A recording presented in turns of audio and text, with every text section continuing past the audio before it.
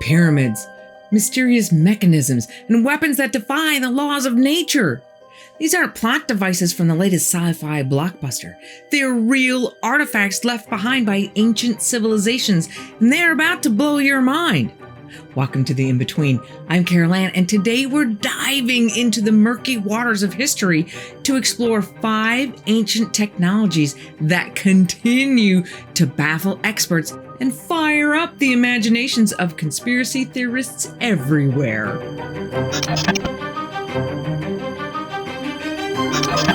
Modern technology is a beautiful thing. The fact that you can order a pizza while lying on the beach in Morocco and have it delivered to your mom in Boise is truly extraordinary.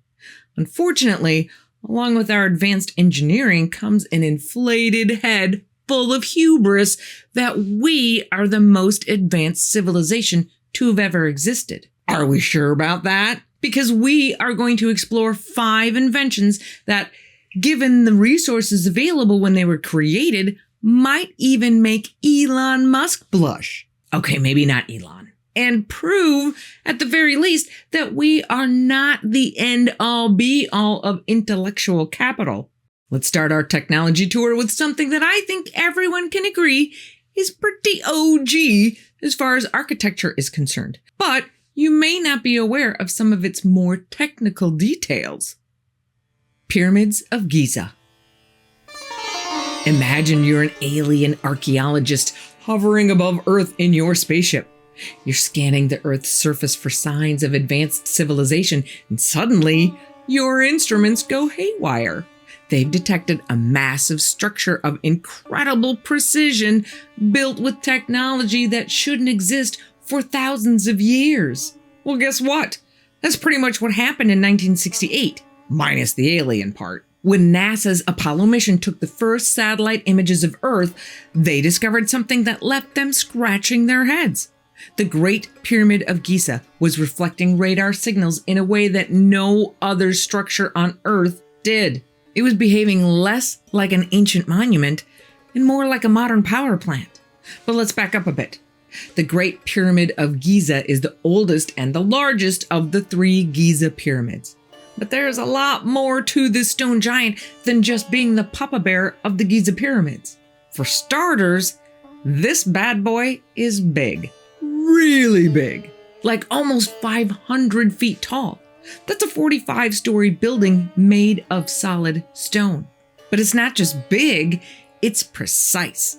The base is level to within less than 1 inch. Now, mainstream archaeology tells us the ancient Egyptians built this thing about 4,500 years ago as a tomb for the pharaoh Khufu. But no mummy has ever been found inside. Not one. Kind of a weird oversight for a tomb. So if it's not a tomb, what is it? Some researchers, like Graham Hancock, suggest the pyramids might be remnants of a lost, advanced civilization predating the Egypt we know about. They argue that the builders might have had construction methods we don't understand. I mean, how else do you explain moving 2.3 million blocks, some weighing up to 80 tons, and placing them with pinpoint precision? That's like stacking 50 cars on top of each other without a crane. And if that doesn't blow your mind, how about the fact that the Great Pyramid is lined up with true north so accurately it would make your GPS blush? We're talking about a margin of error of just 3 minutes. That's 3/60ths of 1 degree. But the pyramids aren't just archaeological marvels, they're mathematical puzzles. Randall Carlson, a researcher with a background in architecture, points out that the dimensions of the Great Pyramid seem to encode all sorts of mathematical constants, like the speed of light, the precession of the equinoxes, even the exact dimensions of the Earth. Coincidence? Maybe. Or maybe these ancient builders knew a thing or two about the universe that we're only now rediscovering. Speaking of the universe, let's talk about the stars. The pyramids align with certain celestial bodies in ways that are just too precise to be accidental. So some theories suggest they might have been some kind of ancient astronomical observatory. Others go further, proposing that they were built as a star map to guide, well, let's just say visitors from very, very far away. Now, remember that weird radar reflection I mentioned earlier? Well, that's where things get really interesting. Some researchers argue that the pyramids might have been more than just static monuments. They point to traces of chemicals found in the Queen's chamber, namely zinc and hydrochloric acid, that could theoretically be used to conduct electricity. This has led to some pretty out there theories about the pyramids being some kind of ancient power plants or energy generators. Inside the Great Pyramid, there's a chamber known as the King's Chamber. It's built entirely of granite blocks, each weighing about 50 tons, that are designed to vibrate at exactly the same frequency as the Earth. What? Did the ancient Egyptians know things about resonance and energy that we're only beginning to rediscover? Of course, mainstream archaeologists have explanations for a lot of this stuff, but even they have to admit that there are still plenty of questions that we can't answer. How did they cut and transport these massive blocks with such precision? How did they achieve such perfect alignment without modern surveying tools? And why does the engineering seem to have gotten worse over time instead of better?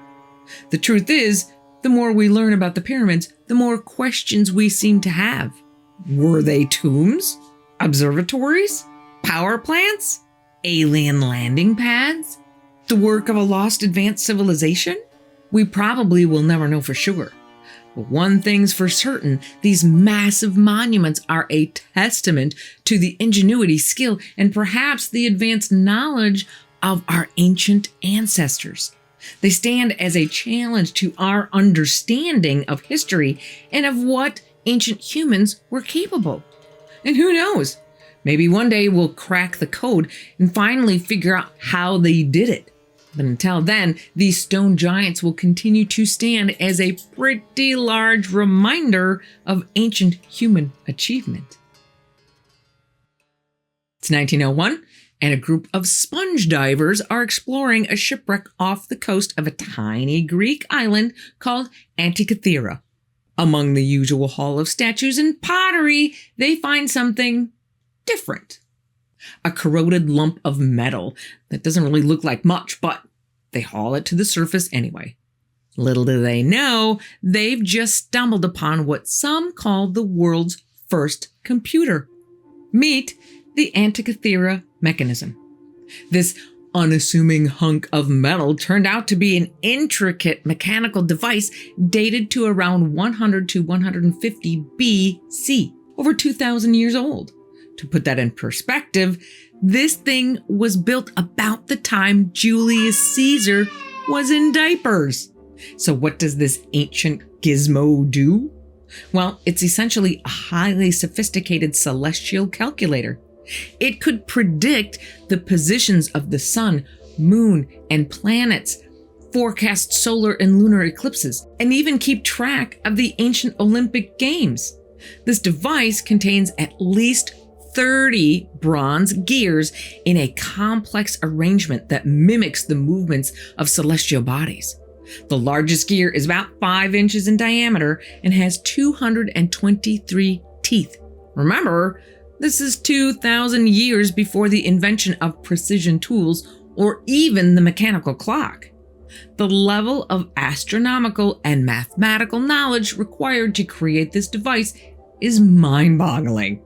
It's so advanced that nothing rivaling its complexity shows up again in history for another 1,000 years. It's like finding a smartphone in King Arthur's court. Now, I know what you're thinking. This has to be just a one-off, a fluke of genius. However, the craftsmanship of the Antikythera mechanism suggests it wasn't unique. This wasn't some ancient astrological savant jerry-rigging a bunch of gears together. Those gears were cut by someone very practiced at their trade, which means there were probably more of them. So then why haven't we found more? Well, Bronze was often melted down for reuse, and most ancient shipwrecks remain unexplored. So who knows what crazy things might be lying at the bottom of the Mediterranean? If nothing else, the Antikythera mechanism shows us that the ancient Greeks had a deep understanding of astronomy and mathematics that we're only now beginning to appreciate. They weren't just philosophizing about the cosmos, they were building machines to model it. And it's not just the astronomical knowledge that's impressive. The engineering required to build such a device is staggering. We're talking about precisely cut gears, complex differential gearing systems, and a user interface that would make Apple's designers jealous. All of this, remember, in a world without electricity, without computers, and the only calculator is an abacus. Some researchers have even suggested that the Antikythera mechanism might be based on designs by the great mathematician Archimedes. If true, that would mean this level of technological sophistication wasn't limited to one person or one small group, but was a part of a broader scientific culture in the ancient Mediterranean. The Antikythera mechanism isn't just a testament to ancient knowledge, it's a window into how that knowledge was lost. The device is a stark reminder that progress isn't always linear. Somehow, the expertise needed to create such complex machines vanished, not to resurface for over a millennium. The Antikythera mechanism forces us to reconsider what we think we know about ancient Greek technology.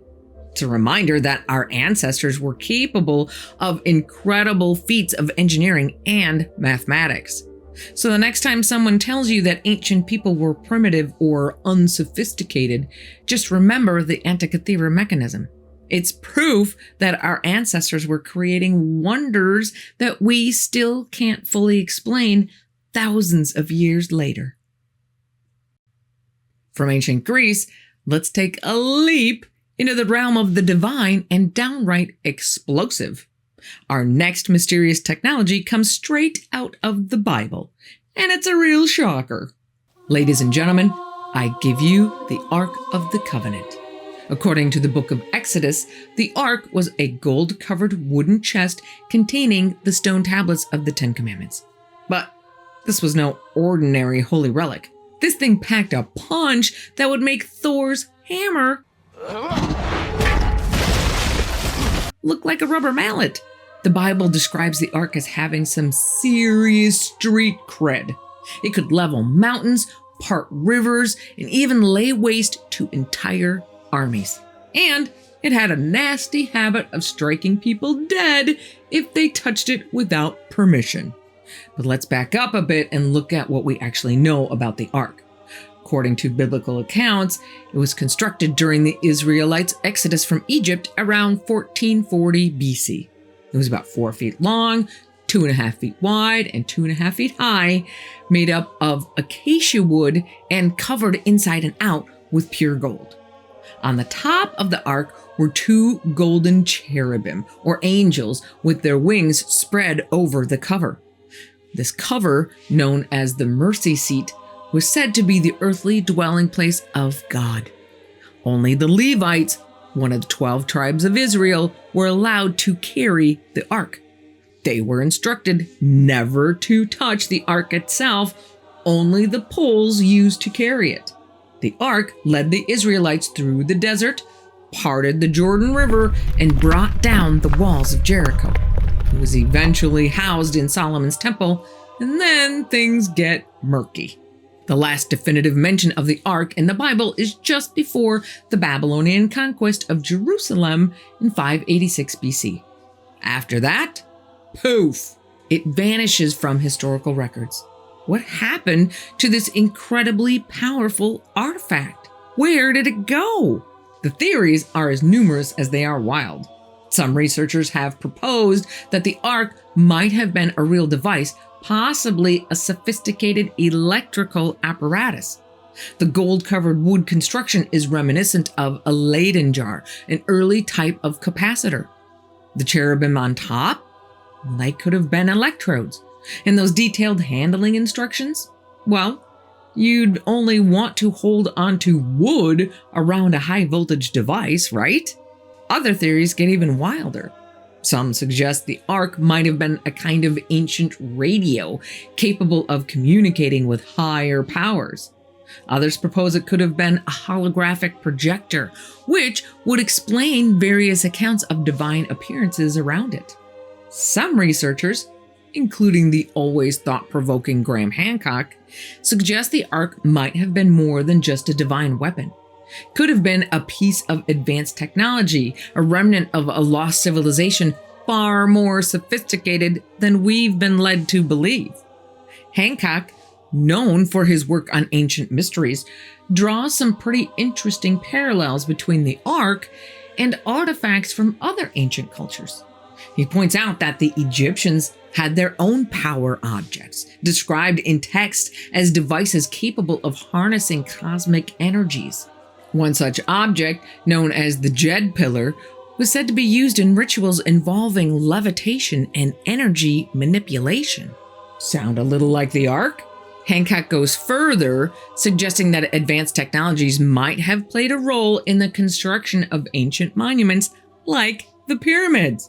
Meaning maybe the Egyptians used levitation of some kind to lift those massive blocks into place. That's a little bit of a game changer. It suggests that our ancestors just might have had sophisticated technologies that we can only guess at, which makes the Ark not just a religious relic, but a tantalizing clue to a totally forgotten chapter of human history. Problem is, we have no physical evidence of the Ark's existence. No archaeological discoveries, no remnants, nada. All we have are stories and legends. Now, in all fairness, the Ark is discussed in several ancient texts, not just the Bible. So, is it a myth? Or was it a real artifact, some piece of advanced technological engineering? And where is it now? Well, some say it was hidden by the Israelites before the Babylonians arrived. Others claim it was taken to Egypt for safekeeping. And some researchers believe the Ark might be hidden somewhere in the Middle East. But the most persistent legend is that it ended up in Ethiopia at the Church of Our Lady Mary of Zion in the city of Aksum, where it is guarded by a single monk referred to as the guardian of the Ark, who remains in the church for life and is the only person allowed to see the Ark.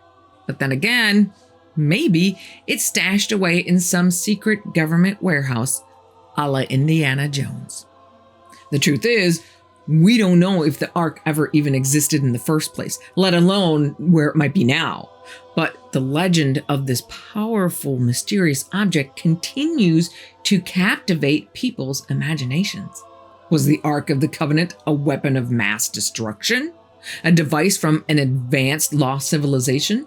Or simply a powerful symbol that took on a life of its own? And who knows? Maybe someday we'll find evidence that either proves or disproves whether the biblical box ever existed. But until then, the Ark of the Covenant stands as a tantalizing blend of history, mythology, and pure speculation. Our next ancient technology is something that would make even the most hardcore pyromaniacs do a double take. I'm talking about Greek fire, the secret weapon of the Byzantine Empire that had their enemies shaking in their boots. It's the 7th century AD, and you're a sailor in an enemy fleet attacking Constantinople. Suddenly, the Byzantine ships start spraying this mysterious liquid. And before you can say, "What?" it ignites, creating an inferno that spreads across the water's surface. That's right, this stuff burns on water. Greek fire was the medieval equivalent of napalm, a game changer in naval warfare.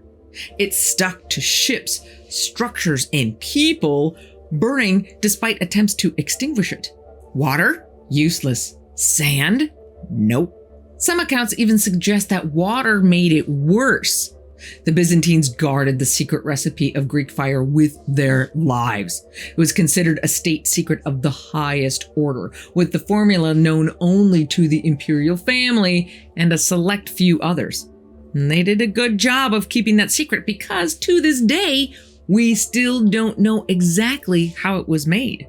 Now, that hasn't stopped people from trying to figure it out. Modern scientists have made numerous attempts to recreate Greek fire with varying degrees of success. Some people think it might have been a mixture of petroleum, pitch, sulfur, and other flammable materials. Others propose more exotic ingredients like quicklime or saltpeter. But none of these modern recreations quite match the descriptions we have of the original Greek fire. It's like trying to create Colonel Sanders' recipe with only 10 of the 11 herbs and spices. You might get close, but it ain't KFC. The mystery deepens when you consider how the Byzantines deployed this fiery concoction. Historical accounts describe a kind of flamethrower that could project the liquid fire at enemy ships. Some even suggest they had a way to shoot it underwater, creating a terrifying fountain of flame erupting from the sea. Greek historian Theophanes described it like this: "As it was hurled from the siphons, it came with a roaring sound and fearful flame, and fell like a fiery snake." Imagine being on the receiving end of that. It's no wonder that Greek fire struck terror into the hearts of Byzantine enemies for centuries. According to Byzantine sources, Greek fire was invented by a Syrian engineer named Callinicus of Heliopolis. He supposedly fled to Constantinople when the Arabs conquered Syria in the 7th century, bringing with him the fiery secret recipe. The timing couldn't have been better for the Byzantines. They were under siege by the Arab fleet, and Greek fire turned the tide of the battle. It saved Constantinople and, by extension, much of Christian Europe from conquest. And the Byzantines used it effectively for centuries. It played a crucial role in defending against 2 Arab sieges of Constantinople in 674 to 678 and again in 717 to 718. And it also saw action against the Rus' invasion of 941 and a few other battles. But despite its effectiveness, Greek fire eventually faded from use. By the time of the Fourth Crusade in 1204, it had largely disappeared from Byzantine arsenals. Why? Did they run out of a crucial ingredient? Did the secret die with its keepers? Or did changing military tactics make it obsolete? The loss of Greek fire's formula is a prime example of how knowledge, once lost, can be incredibly difficult to recover. It's a reminder that our ancestors were capable of creating technologies that, in some ways, surpass what we can do today. Some researchers have even suggested that Greek fire might have involved some form of ancient nanotechnology, or utilized principles of chemistry that we're only now beginning to understand. Some people think that Greek fire might have had extraterrestrial origins, and others propose that there was a rediscovery of an even more ancient technology, perhaps dating back to the time of Atlantis. The enduring mystery of Greek fire has made it a staple of historical fiction and fantasy. From George R.R. Martin's A Song of Ice and Fire series, better known as Game of Thrones, where it's called Wildfire, Get down! to various video games and movies, the idea of an unquenchable, water-defying flame continues to captivate our imaginations. So the next time someone tells you that people in the past were technologically primitive, just remind them about Greek fire, a weapon so advanced, so terrifying, that we still can't fully recreate it today, over 1,000 years later. For our final stop on this tour of ancient technological wonders, we're jetting off to the sun-baked plains of southern Peru. brace yourselves, because what we're about to see makes crop circles look like doodles in the margins of a notebook. The Nazca Lines. Imagine soaring over the Nazca Desert and spotting enormous designs etched into the earth. Colossal geometric shapes, animals and human figures, some stretching over 1,200 feet long. The kicker? These massive geoglyphs can only be fully appreciated from the sky. Amazingly enough, these designs were carved between 500 BC and 500 AD by the ancient Nazca culture. Over 2,000 years ago, long before the Wright brothers even dreamed of flight, these folks were creating artwork meant to be seen from the sky. It's as if they were leaving a message for future airborne observers, or perhaps something else entirely. The precision of these lines is crazy. The Nazca people managed to create ruler straight lines stretching up to 30 miles. Imagine trying to draw a straight line that long without GPS or satellite imagery. And even after thousands of years of wind and weather, many designs remain clearly visible. And with the help of AI, more designs are being uncovered every day. So why did they do it? Well, some researchers propose they're an astronomical calendar tracking celestial movements. Others suggest they're maps to underground water sources. Pretty crucial in a bone-dry desert. And yes, there are those who argue that they're landing strips for extraterrestrial visitors. One intriguing idea suggests the lines were ritual pathways meant to be walked in religious ceremonies. Imagine walking along a miles-long hummingbird or monkey shape. It's a captivating thought, but it doesn't explain how they created such precise designs without an aerial view. Now, I for one have seen pictures of the animals since I was a kid, but a lot of people, like me, do not know that there are also a slew of lines that kind of lead nowhere. But those lines lead us to the trippiest theory so far.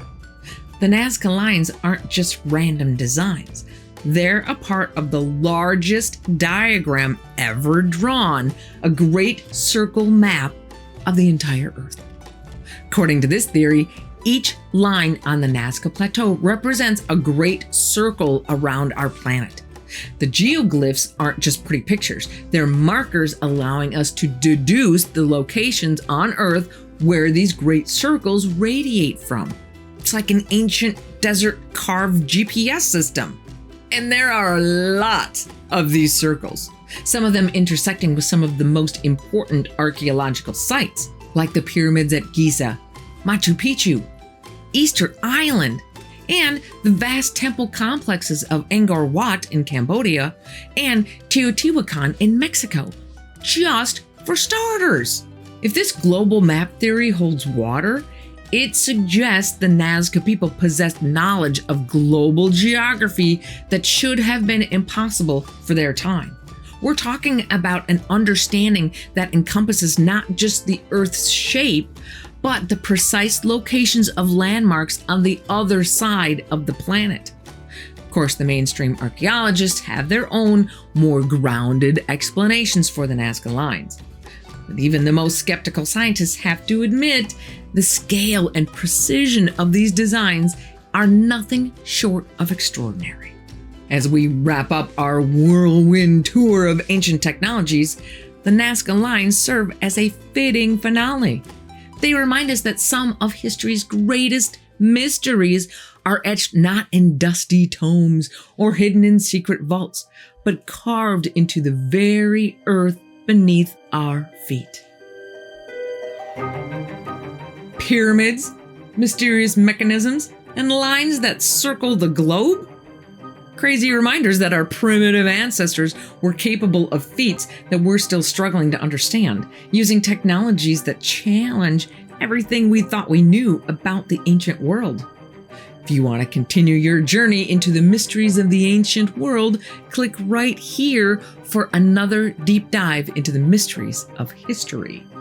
Be careful out there, and I will see you here again on the In-Between.